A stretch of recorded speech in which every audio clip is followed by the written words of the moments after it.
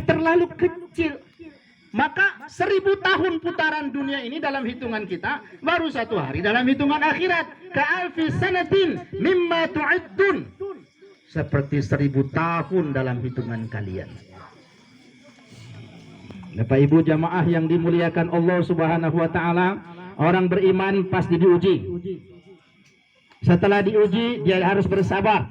Kalau dia bisa bersabar, dia benar. Kalau sudah benar, dia bertakwa. Kalau sudah bertakwa, dia masuk surga.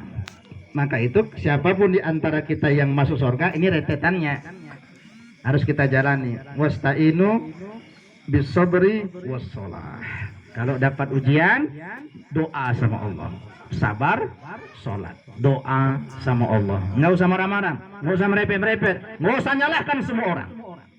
Sabar, ikhlas, lapang dada, bermunajat kepada Allah, sholat dan doa kepada Allah Subhanahu wa ta'ala. Itu tujuan pertama kita datang kemari. Yang terakhir, kita datang kemari untuk mengambil ibrah, mengambil pelajaran. Kullu nafsin dha'iqatul maut. Setiap yang bernyawa pasti akan mati. Dan bicara mati bukan bicara tua. Ada banyak orang yang usianya lebih muda dari kita dan sudah mati. Bicara mati bukan bicara sakit. Ada orang sakit kita datang berkali-kali yang mati, yang datang yang sakit belum mati. Banyak tuh kejadian. Oh kalau begitu bicara mati bicara apa? Bicara mati bicara ajal. Idza jaa ajaluhum la yastakhiruna sa'ata wa la yastaqdimun. Dia datang secara baghtah, secara tiba-tiba. Kalau ajalnya sudah ditentukan dia mati, mati. Ada orang lagi ceramah, mati. Ada orang lagi joget, mati. Tapi kan lebih bagus lagi ceramah, mati, daripada lagi joget. Lagi ngaji, mati. Lagi diskotik, mati. Tapi kan lebih bagus ngaji mati daripada lagi diskotik mati. Lagi sedekah mati.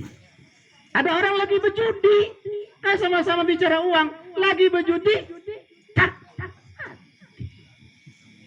Masya Allah. Ini rahasia Allah. Oleh karena itu kita harus banyak-banyak membiasakan kebaikan. Ambil ibrah, ambil pelajaran. Wa kafal mauta wa'idha. Cukuplah kematian jadi pelajaran. Kalau ada begitu banyak pembelajaran yang ada di semesta raya ini, cuma satu pembelajaran saja sudah cukup. Apa itu? Pelajaran kematian. Itulah mengapa Nabi juga bersabda, Aktiru dikra hazimil laddat ya'nil maut. Perbanyak oleh kalian mengingat kematian, mengingat penghancur kelezatan. Apakah itu penghancur kelezatan? Ya'nil maut. Penghancur kelezatan itu bernama mati. Dia yang memisahkan suami dari istrinya. Dia yang memisahkan anak-anak dari ibunya. Dia yang memisahkan pejabat dari kekuasaannya. Dia yang memisahkan orang-orang kaya dari hartanya. Dia yang memisahkan orang-orang yang punya rumah besar dari rumah besarnya, sawah ladang dari sawah ladangnya, peternakan dari peternakannya, orang-orang yang memuja syahwatnya dari syahwatnya. Apa itu? Kematian. Kalaulah bukan karena kematian dan dinginnya di alam barzah, di alam kubur. Setiap hari kubur tuh ngomong tuh. Kalau orang beriman mati, kubur bilang, selamat datang hai orang beriman, selamat datang hai orang beriman, kau orang terbaik yang pernah berjalan di atas punggungku. Hari ini kau mati, Allah menguasakan dirimu kepadaku, dan kau akan lihat apa yang kulakukan kepadamu. Kubur pun membentangkan kuburan, sepanjang mata memandang, jadilah taman-taman surga. Itu yang sering kita doa. Allahumma ja'al qabrahu raudatan min riyadil jannah. Ya Allah, jadikanlah kuburnya taman-taman surga. Itu kalau orang yang beriman mati, orang soleh mati, orang takwa mati. Tapi kalau orang-orang yang suka dosa, Sholatnya bolong-bolong, mulut nggak terjaga, asyik riba, fitnah, caci, merepet aja kerja, hati nggak terjaga, hasad, dengki, ria dan sombong, mati. Tidak ada selamat datang untukmu, kata kubur. Nggak ada. Kau orang paling hina, paling rendah, paling durjana yang pernah berjalan di atas pundakku. Hari ini Allah menguasakan dirimu dan kau akan tahu apa yang kulakukan padamu. Maka kubur pun menghimpit tubuhnya, hancur lululah tulang-tulangnya. Bahkan Nabi mengatakan sembari memasukkan jari-jarinya di kubur itu Allah mengilhamkan 70 ekor ular, yang jika satu ular saja menyemburkan bisanya ke dunia, maka tidak ada lagi satu tumbuhan yang bisa hidup di dunia ini. Itulah mengapa para tabi'in, termasuk para sahabat Utsman bin Affan, ketika Nabi cerita tentang azab kubur, dia menangis sejadi-jadinya, jenggotnya basah, bahkan pingsan berhari-hari. Karena kubur barometer, di sana ada nikmat kubur bagi orang-orang beriman, di sana ada siksa kubur. Kubur jadi jurang-jurang neraka atau taman-taman surga, penentunya dunia. Maka kita datang ngambil ibrah nih. Semua kita bakal mati tepuk dada. Kalau Allah hari ini ambil nyawaku, apa amal terbaik yang aku sudah punya? Yang karena amal itu aku yakin Allah akan menyelamatkanku nanti di barzah, nanti di hisab, nanti di sirat, nanti di mizan, untuk kemudian surga tempat kembaliku. Tanya diri. Itu jangan-jangan kalau ditanya, kira-kira Bapak kalau mati surga neraka? Walaupun nggak tahu lah Ustaz, tengok amal pun parah kali, masuk surga nggak mungkin, neraka takut. Kita itu takut mati kan karena kita tahu. Kita tahu tapi kita nggak mau jujur. Wa kafa binafsika alaika yauma hasiba, kata Allah. Cukup kau aja, kata Allah, nggak usah orang lain. Cukup dirimu sendiri yang menghitung amal-amalmu. Kita tahunya kualitas kita. Kalau baju ini kayak sini kan topeng aja, simbol. Kalau kita mau takziah pakai baju koko. Kalau mau ke ladang pakai kaos. Memang udah gitu ada tradisinya. Kalau diskotik nggak mungkin pakai peci. Kayaknya nale baju kaos. Bawa duit banyak misalnya. Itu simbol. Maka itu Nabi mengatakan innallaha la yanzuru ila ajsamikum wala ila suwarikum walakinallaha yanzuru ila qulubikum. Nah, ini yang paling berat. Allah nggak lihat tampang kalian, Allah nggak lihat pakaian kalian. Yang Allah lihat dari kalian nih, hati. Innamal a'malu binniyat wa innamal likulli imri'in ma nawa.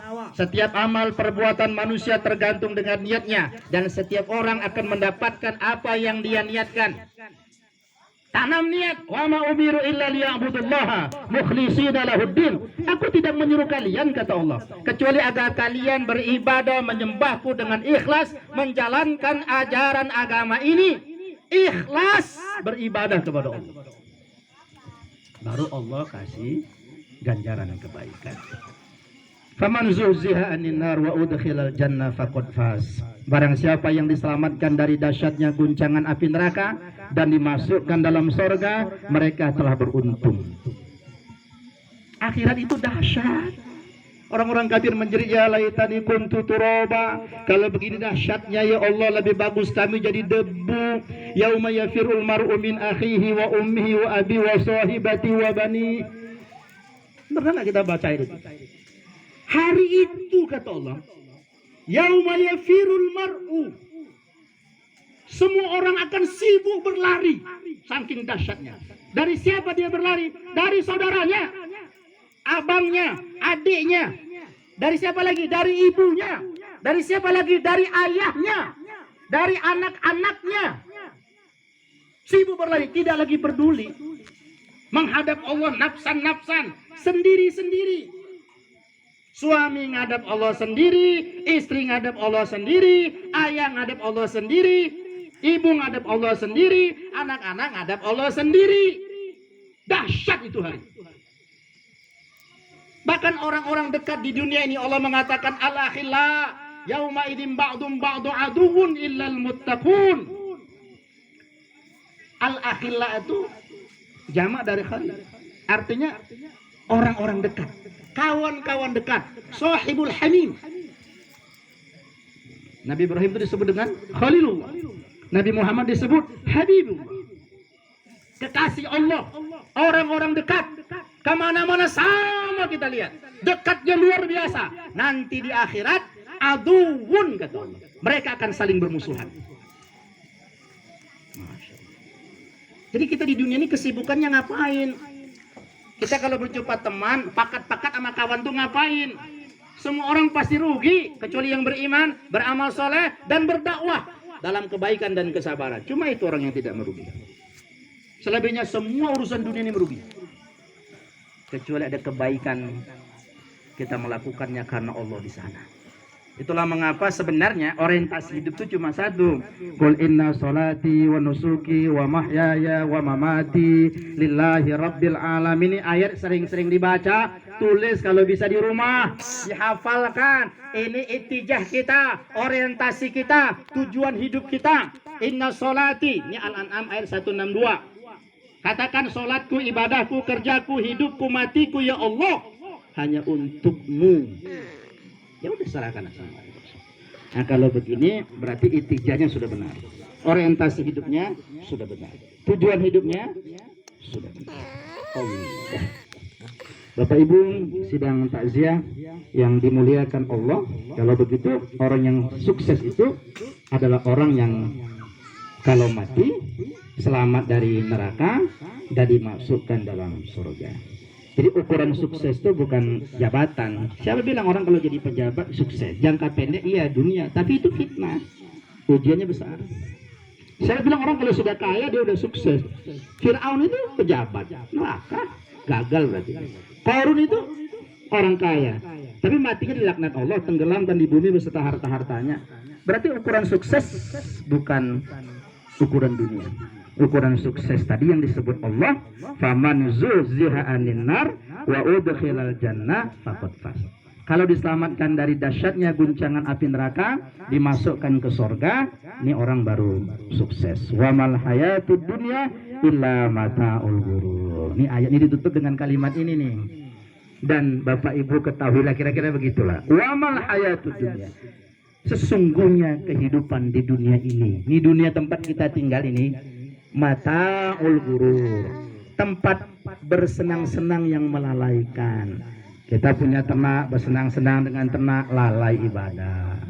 Kita punya sawah ladang, bersenang-senang dengan sawah ladang, lalai beribadah. Kita punya istri cantik yang luar biasa, 1, 2, 3, 4, lalai beribadah, sibuk ngurusi perempuan. Apalagi kita punya anak-anak, sibuk ngurusi anak, lalai beribadah, Quran nggak dibaca, sholat nggak ditegakkan di akhir waktu dan seterusnya. Dunia ini melalaikan. Zina linasi hubbu syahwati minan nisa'i wal banin wal qanatiril muqantarati minad dhahab wal fiddah wal khayl musawwamati wal an'ami wal harth dalika mataul hayatid dunya. Itu kalau bicara mata. Kan tadi disebut Allah, wa mal hayatud dunya illa mata. Mereka bicara mata, bicara kesenangan-kesenangan dunia, diterangkan Allah lagi di ayat yang lain, Ali Imran ayat 14. Apa kata Allah?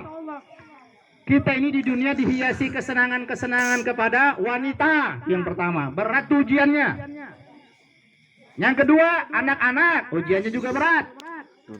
Harta dari emas dan perak, itu juga berat ujiannya. Perempuan, anak-anak, harta benda, sawah ladang, kendaraan, itu berat. Itu kesenangan-kesenangan yang menjadi ujian dalam kehidupan di dunia. Dzalika mataul hayati dunia. Itulah kesenangan-kesenangan hidup di dunia. Senang memang, karena itulah kesenangan-kesenangan hidup di dunia. Tapi kan nggak lama. Paling lama 100 tahun. Itu pun kalau nyampe. Rata-rata sekarang asal dari 50 tahun udah mulai bengkok. Oh, udah mereng ini, kebas ini, ya lagi duduk nggak bisa lagi. Saya baru 42, udah bengkok semua. Nggak lama, sungguh nggak lama. Maka berkawan sama orang-orang soleh, biar nanti di akhirat buka pengajian di masjid, jadi ahli masjid, ikut pengajian di kampung, ikut pengajian di balas, gitu aja. bangun masjid, man bana masjidan fid dunya banallahu baitan fil jannah, yang bangun masjid di dunia Allah bangun untuknya istana dalam sorga. Istana dalam sorga. Oh nggak bisa bangun masjid, minimal belilah batu batanya. Nggak bisa, beli semennya. Ya seberapa yang kita mampu. Ini kalau setiap kakak satu hari 1000 aja, apa nggak terbangun masjid kita? Satu kakak 1000 aja, seminggu sekali 1000 aja. Itu yang bekal akhirat. Selebihnya nggak ada nih, jadi sampah, jadi kotoran. Yauma la yanfa'u malun wala banun, kata Allah. La yanfa, ini akhirat la yanfa, tidak berguna harta kalian. Tidak berguna anak laki-laki yang kalian bangga-banggakan. Dulu kalau kita punya, oh anakku suka. Nggak ada itu di hadapan Allah. Illa man atallah, kecuali mereka yang datang menghadap Allah biqalbin salim, dengan hati yang selamat. Idza mata ibnu Adam in qata amaru illa min salasin. Mati anak Adam putus amalnya kecuali 3. Sedekah jariyah. Nih lagi hidup, infakkan tanah. Sedekah. Ini gara-gara tanah sejengkal bacok-bacokan. Padahal tanah ini punya Tuhan. Lillahi ma fis samawati wa ma fil ardi. Semua yang ada di langit, semua yang ada di bumi punya Allah. Kita buat sertifikat tanah Tuhan yang kita bilang punya kita. Kemudian kita ribut, berantem, bacok-bacokan. Infakkan aja untuk jalan. Oh ke tengah satu rantai, satu rantai banyak. Satu mana? Satu jengkal, 1 meter. Udah infakkan ikhlasnya untuk jalan. Mobil jalan, orang mau ke masjid jalan situ, orang ngaji jalan situ. Mati, pahalanya ngalir terus. Apa susahnya? Oh punya uang, buatkan nih. Apa nih air? Nggak ada air. Alirkan air. Orang mandi toharo, berwudu, mandi wajib, semua air itu. Dari mana air itu? Dari Pawabu misalnya. Pahalanya ngalir terus. Ya begitu caranya. Tetean bangun masjid, tetean bangun musola, beli Quran, buat rumah tahfidz di kampung-kampung kita. Punya program satu rumah satu hafiz. Masya Allah. Cuma itu, yang lain nggak ada. Yang kedua amalun soleh, bukan amal soleh. Al ilmu yang tafa'ubih, ilmu yang bermanfaat. Ini kita ngajarkan ilmu, dipahami orang, diyakini, diamalkan jadi amal soleh. Yang mengamalkan dapat pahala, yang mengajarkan dapat pahala yang sama. Itu. Ini saya lagi ceramah nih. Saya punya guru yang ngajarkan ilmu ini. Dia lagi makan bakso di sana. Saya lagi ceramah dapat pahala. Dia lagi makan bakso, dapat juga pahala. Hebat nggak itu amal guru? Maka jadi guru jangan ngeluh. Pernah ada guru datang ke saya nggak mau lagi jadi guru loh Ustaz.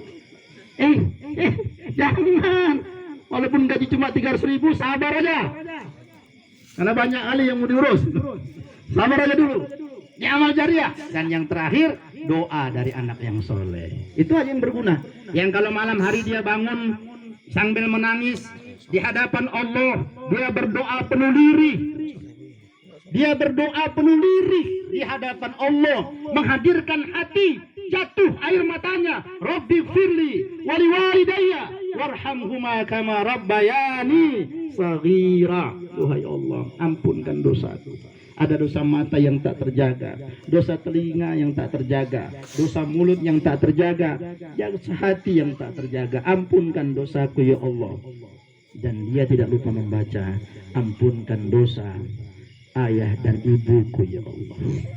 Sayangi mereka ya Allah, seperti mereka sayang kepadaku waktu kecil dahulu ya Allah. Setiap anak yang membaca doa ini, dia disebut dengan anak soleh. Sealim apapun dia, kalau dia lupa berdoa untuk orang tuanya, dia tidak termasuk anak soleh. Maka itu hadisnya kan dilanjut tuh, ya kan? Doa dari anak yang soleh yang mendoakan orang tuanya, kan selesai, nggak putus. Damata bunu adama in qata amuliman salasin sadaqatin jariyah au ilmun yantauf au waladun soleh yad'ulah. Anak yang soleh yang mendoakan orang tuanya. Bapak Ibu jamaah yang dimuliakan Allah, semoga tausiah singkat ini mampu mengetuk hati kita yang paling dalam, untuk kemudian dari hari ke depan marilah kita menjadi orang yang lebih baik. Jadikan hidup sebagai tempat kita beramal, berbekal, dan sebaik-baik bekal itu kata Allah adalah takwa. Jabatan akan berakhir, harta akan berakhir, rumah tangga pada akhirnya juga akan berakhir. Semua kenikmatan yang hari ini kita rasakan di dunia akan berakhir dengan datangnya kematian. Maka sebaik-baik kita adalah orang yang memperbanyak mengingat kematian dan mempersiapkan bekal menghadapi kematian, dan bekal terbaik itu bernama takwa. Amin ya rabbal alamin. Sekian, terima kasih. Assalamualaikum warahmatullahi